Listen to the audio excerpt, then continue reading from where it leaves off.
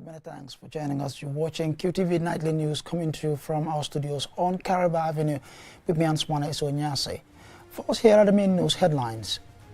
As the Gambia approaches its 60th independence anniversary, a major milestone in the nation's road infrastructure is being reached with the progress of the Kiang-Kabada 102-kilometer road project. The University of the Gambia, in partnership with its collaborators, has launched the Early Childhood Development Project designed to improve early childhood education in the Gambia and beyond. And the National Environment Agency has declared Saturday, February 1st, 2025 as National Cleanup Day in the Gambia, calling on communities to participate. More than 60 police and fire service personnel have successfully graduated after completing a 2-week training program in emergency response. And a day-long National Youth Dialogue on the protection and the participation of youth in political processes and governance was organized by the International Center for Transitional Justice and partners. Well, stay tuned as we bring you more of these and other stories.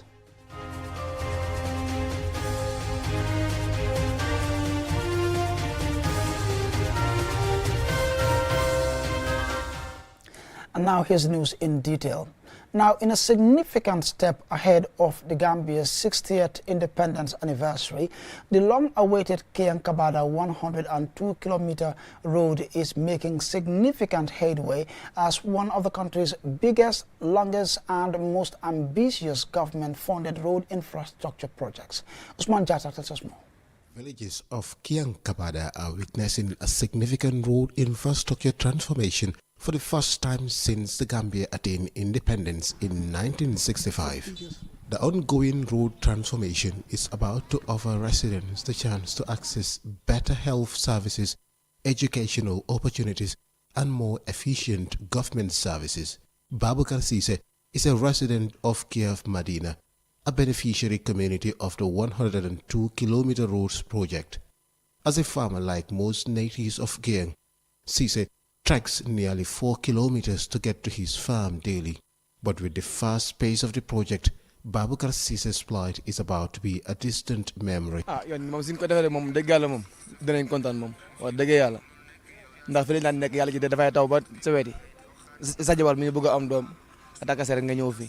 Once this road is fully constructed, it will change our lives. When it rains, commuting on this route becomes a major challenge, particularly transporting women in labor. With an investment of over $2 billion, this significant project not only celebrates the nation's 60th independence anniversary, but also signals a new era of development for the people of Kiang and beyond. As the longest government-funded road project, the Kiang-Kabada roads is set to become a vital network connecting over 20 villages to the Trans-Gambia Road Corridor, enhancing the flow of goods, services, and people. Mas Fai and Hong Feng Yu are the resident consultants and the contractor respectively. At the moment, the earthworks is above 80%. Well, the total project is 102 kilometers distributed among 12 roads. And at the moment, they are working on all 11 roads, and it's only one road that they haven't started working on. We also want to do the best in the Gambia. We will give the Gambia good road quality. For many in the region, the road represents more than just a path to connect one place to another. It is a lifeline to opportunity. Osman Sanyang, Managing Director of the National Roads Authority, further expands on the significance of this mega project. This is in Kiang-Kabada. So it's south of the South Bank Road. But if you want to look at it, if you want to think about it, it's like a South Bank bypass within Kiang. So this is connecting up to Japine. If you cross it South Soma going towards Basse, it's connecting at Japine. The government sees the Kiang-Kabada roads as a key milestone in its vision of national development. As the country celebrates its Diamond Jubilee, the Minister of Transport, Works and Infrastructure, Ibrahim Osilla, emphasized the long-term benefits of the project. Today we can say with certainty that we are on course to deliver the election promises to the people of Kabada, that not only roads but electricity will be made available to the people of this part of the country, And as you all could see, poles have been erected all over in the Kabadas. The road construction work is progressing steadily. For the people of Kiang, this road is not just about easier transport. It is about forging a new path towards greater economic independence, opportunity and connectivity and unity. Osman Jata reporting for QTV News from... Well, we look forward to the completion of that road project in the very near future. Now, the University of the Gambia, in collaboration with its partners, has launched the Early Childhood Development Project, which aims to enhance early childhood education in the Gambia and across the broader West and Central African region. And here is the report co-authored by Mam Jara Kamara and Daniel Gomez, who narrates it. The 32-month Early Childhood Development Project focuses on using early learning assessment to improve learning outcomes and school readiness in the Gambia. Abdullah F.R. Jadama, principal researcher of the IDRC GPE KICS Early Childhood Development Projects, tells us what the project entails. We want to find out how are some of the learning assessment conducted here in the Gambia and the sub-region, because the research is to be conducted in West and Central Africa. And so therefore we are using two specific tools to conduct this assessment or this research. That is the early learning assessment tool and then also early learning measurable and quality assessment tool called MELCO. So therefore when we assess and see how the two are being used in the various institutions that we are going to conduct research, they will be able to know and see how best we can contextualize the research findings that are being used and opted globally in order to better inform the government as of the manner in which the procedures are supposed to be used in carrying out this research and how best could the learning assessment be conducted in schools, both in terms of the students, the learners, and also the teachers who conduct this assessment. Herbert Robinson, Vice Chancellor of the University of the Gambia, underscores the objectives of the research. The core objective of the research is to deliver evidence-based solutions to address the ongoing challenges faced in the Gambia in our education sector, particularly the Ministry of Basic and Secondary Education, MOPSI. Foundational learning is the cornerstone of our future success. Our primary focus is therefore to integrate the latest research findings and insights from this project to address pre-primary and primary school curricular issues to improve both teaching and learning outcomes. The Vice Chancellor commended the Directorate of Research of the UTG for this milestone. Armand Ngaure, Deputy Representative of UNICEF Gambia, emphasizes UNICEF's strong commitment to this project and other similar initiatives. And UNICEF is pleased to be part of this community, making sure that no child is left behind when it comes to education. Louis Moses Mendy, Permanent Secretary of the Ministry of Basic and Secondary Education, highlights his ministry's readiness to incorporate projects like this into their mandate. We have a full staffed Directorate of Early Childhood and Inclusive Education. And the reason for establishing that directorate is to ensure that everything that deals with early childhood education and inclusive education, meaning looking at those people with special needs of any form, so that no one is left behind, everybody is catered for in the education spectrum. And that's why we established the directorate. So we are very ready to absolve any problem or any project that relates to the issue of early childhood and inclusive education. This initiative also targets countries like Burundi, Guinea, Guinea-Bissau and Senegal. For QTV News, I am Daniel Gomez. Now, the National Environment Agency has designated Saturday, February 1st, 2025 as National Cleanup Day in the Gambia. The agency is urging community involvement to help create a cleaner and greener environment. Mamnabuka spoke with Dauda A. Baji, the Executive Director of the NEA, about the initiative, and here is her report. was once a regular monthly occurrence was reinstated by President Barrow in January 2023, only to be paused. Following that pause, the National Cleanup Day, locally called Setsetal, is being revived with a renewed emphasis on the enforcement of anti-littering laws and community involvement in cleanup initiatives.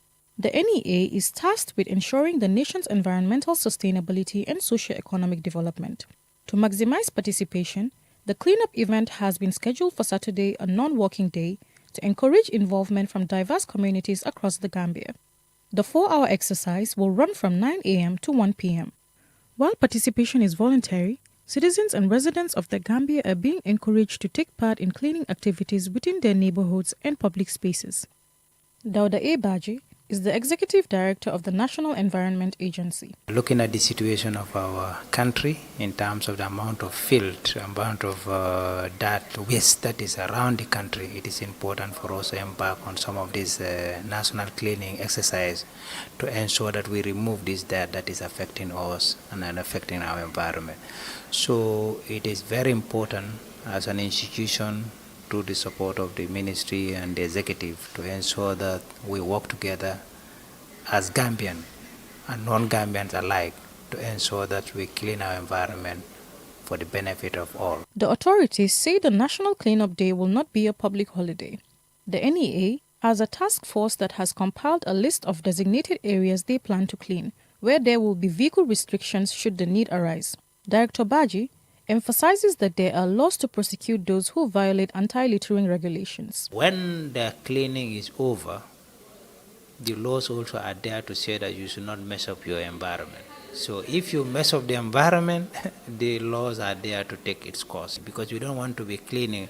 Few people come and clean and the rest come and mess up the place again as if we don't know. So that is what the law talked about. The NEA director shared that National Cleanup Day typically incurs costs exceeding $1 million, primarily due to logistics and mobilization.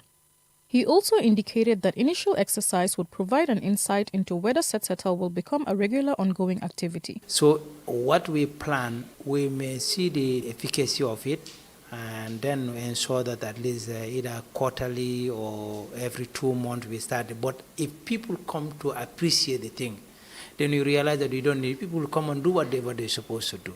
And then if you enforce the laws, it becomes even lesser, because people will know that if I mess up the environment, I'm going to be punished for that. So at the beginning, we have to ensure that we have a sustained move, and as we move along, then we stagger it. According to the executive director, the NEA will also implement follow-up activities to ensure the sustainability of the cleanup efforts, focusing on long-term environmental maintenance and continued community engagement. There's going to be rigorous monitoring in terms of what we do, because in order to sustain it, you have to really go around and see what is happening.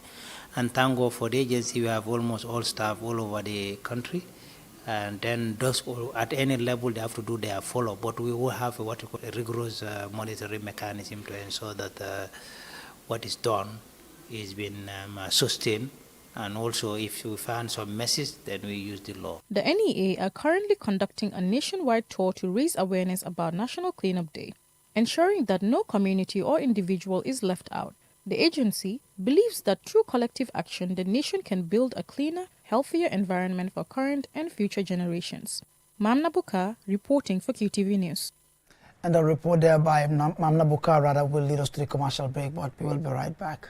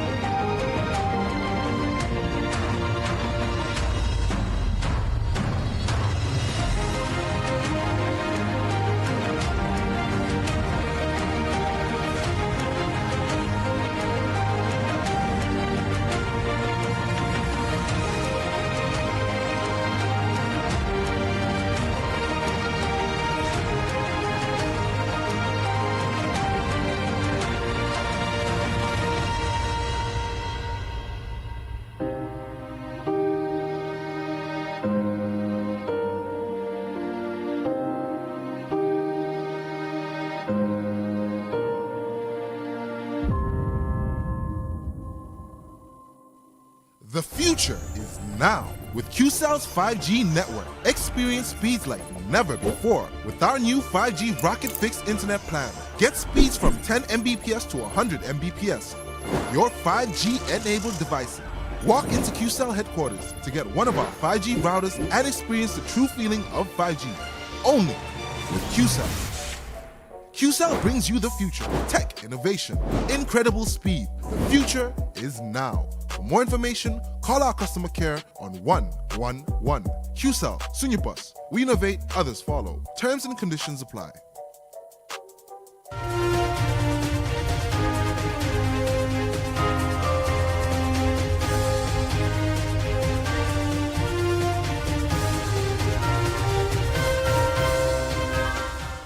Welcome back. Following that commercial break, reminded you're watching QTV Nightly News coming to you from our studios on Caraba Avenue. Now, more than 60 police and fire service personnel have successfully graduated after completing a 2-week training program in emergency response. The program was a collaborative effort between the Canary Fire Department of Spain and Startup NGO. Demba Waiba witnessed the occasion and he now reports. Capacity building training focused on well rescue techniques, defensive driving, vehicle maintenance, and accident response. This advanced training was initiated and organized by Sonia Arop, President of Startup Organization of the Canary Islands, in collaboration with the Gran Canaria Fire Department in Spain. We try to bring the best in Spain and in the world. We have the best trainer in well rescue in the world. And we have the best trainer in RTA, road traffic accident, in Spain. So the training they are given to our firefighters and police officers is excellent, it's professional. The officers also received training and certification in various other areas, including gender and child welfare, as well as techniques for rescuing individuals involved in road traffic accidents and administering first aid to victims when needed. Violeta Insa is Spain's ambassador to the Gambia. Today will enable you to better protect people, especially vulnerable women and children in tourism areas, and also save lives in road accidents, in wells, in fire. Since 2023, Startup, in collaboration with the government of Spain, has provided over 3 million euros worth of firefighting equipment, including trucks, ambulances, uniforms, and medical supplies to the fire service. This vital support has greatly enhanced the ability of firefighters to carry out emergency rescue operations without delays or difficulties. Sang Kolindau is the Chief Fire Officer of the Gambia. This specialized training, focusing on defensive driving techniques, vehicle maintenance, advanced well rescue techniques, and road traffic collisions management, represent a transformational leap in our capacity to deliver effective and efficient emergency services. Emergency rescue operations demand significant resources as well as the right training and expertise, including specialized vehicles and equipment. Therefore, the donated equipment, vehicles, and training will not only strengthen the fire rescue department's operations capacity, but also contribute to life saving. Additionally, skills in defensive driving and fire truck maintenance are essential for ensuring smooth and continuous operations. Marcos Lorenzo Martin is the Deputy Minister for Emergency and Water of the Government of the Canary Islands. The Gambia, a new communication network donated by the Government of the Canary Islands that in the field of emergency strengthens organization capacity and respond to any aspect related to the safety and protection of people. The operations of the Gambia Fire and Rescue Services require standardized, coordinated apparatus and routine training due to frequent accidents such as fires, well accidents, fatal road crashes, and instances of gender-based violence within the community. As a result, these certified officers are expected to apply the new knowledge they have gained to mitigate the damage caused by both natural disasters and man-made emergencies, ensuring life-saving interventions. Demba Waiba, QTV News. Now, a day-long national youth dialogue on opportunities, challenges and approaches for the protection and participation of youth in political processes and governance was organized by the International Center for Transitional Justice and Partners. Mahmoud Gajaga attended the opening ceremony and he now reports. Youth groups from across the country gathered together for a national dialogue, which, in addition to assessing their participation in political processes and governance, especially transitional justice, also looked at the promotion of youth rights. Kemo Bojang, a youth representative at the Kanifing Municipal Council, KMC, speaking on behalf of the mayor, says youth should play a crucial role in the political process. Today's dialogue presents a unique opportunity to reflect on how we can amplify the voices of youth in governance, ensure their active engagement in political processes, and safeguard their rights. Your insights, experiences, and aspirations are crucial in building a society where justice and accountability thrives, where governance is inclusive, and where young people are empowered to lead. Young Gambians must see themselves not just as beneficiaries of justice and good governance, but as architects of it. Youths account for more than 50% of the country's population. Their participation in the political discord is seen as fundamental in demanding their right to be change makers. ICTJ is partnering with Think Young Women, Fankanta, Our Nation, Our Voices, Peace Ambassadors, and the United Nations Peace Building Fund. Aida Jatta represented the Minister of Gender, Women and Children's Affairs. As a government, we recognize that youth are the cornerstone of any transformative process. They are not just the leaders of tomorrow, they are the leaders of today. The energy, innovation, and idealism that young people bring to the table are vital in shaping the future direction of governance, peace, and political process, and by extension, national development. That is why today's dialogue is so crucial, because it focuses on elevating the voices of our youth, ensuring that their concerns are heard, and empowering them to play a central role in shaping the policies and decisions that affect their lives. According to the organizers, the National Youth Dialogue is a forum to recommend approaches and strategies to enhance the protection and participation of youth in the political processes and governance at the national level. Golda Kang, UN Peace Building Fund Coordinator, says youth play a crucial role in politics and transitional justice. Coordinator of the Peace Building Fund Secretariat, I am privileged to support the transformational initiatives that engage young people. And nowhere is your leadership more critical than in the pursuit of good governance, transitional justice, reforms, and the protection of rights. Youth participation in these processes is really not optional, but it is fundamental. Yet, we know that there are lots of challenges. Young people face systemic barriers to meaningful inclusion, from decision-making, limited space to access political platforms, to economic and social constraints. As efforts are made to include the youth in the political life of the country, this initiative is another step towards addressing some of the gaps. Umudu Gajaga, QTV News. Now, the Gambia National Youth Council, in partnership with UNESCO, launched a 4-day capacity building training on mainstream media information literacy for youth organizations in Jarasoma in the Lower River region. Our regional correspondent Bakari Balde covered the opening ceremony and filed this report. The training emphasized the growing importance of media and information literacy in the face of rapid social changes. It gathered 40 youth participants from various regions to explore strategies for addressing challenges young people face as internet users, aiming to develop positive solutions and a way forward. Amisisi is the vice chairperson of Jara West District Youth Committee. This gathering, I hope so, it is very important for the youths, like how to share information on the media. We all know when it comes to information, some of us do share information that are very wrong to be shared.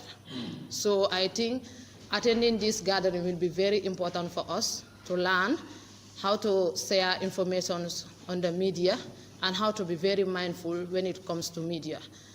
Mohamed Espa, a civil rights advocate, former president of the Gambia Press Union, and trainer for the session, emphasized that information is fundamental to all aspects of life. He discussed how individuals should approach and manage information, highlighting the critical importance of media literacy. You can go to school, be illiterate, you can read and write, go to the university, but if you do not understand how to consume information, how to manipulate information, how to understand and conceive information, then probably you have to question your understanding based on whatever learning you are exposed to. So that is why media literacy is very important. Omar Ba, Program Officer for Peace, Security and Justice at the National Youth Council, shared his expectations of the training. During the training, the 4 days training, they will take you through some of the initiatives that you can do within your communities. And we'll also task you to come up with some strategies or some plans, what you want to do. So if those plans or strategies convince us at the National Youth Council level, we would support you to ensure that we monitor or coordinate your implementation of those activities with support from UNESCO Dakar. Fatmata Waidrame, a youth representative from Lower Badibu in the North Bank region, spoke on behalf of the participants. From here, we'll make sure we stop what is good in this media, because nowadays you will get information that is not even accurate in the media. So it's something that has to stop. It's something that we have put boundary in it. Information and media literacy empowers individuals to make informed judgments as consumers of information and media, while also equipping them to be skilled creators and producers of media content. Since young people make up a significant portion of internet users, participants felt the training was timely and expressed their intention to organize similar sessions in their communities to raise further awareness. Bakari Bale, QTV News. And I'm afraid this is where we draw the curtains on this bulletin. Do join us tomorrow at 8 p.m. for another bulletin. But meanwhile, tomorrow, Saturday at 10 a.m., we have a special program looking ahead to the Gambia's Diamond Jubilee celebration. Thanks for watching.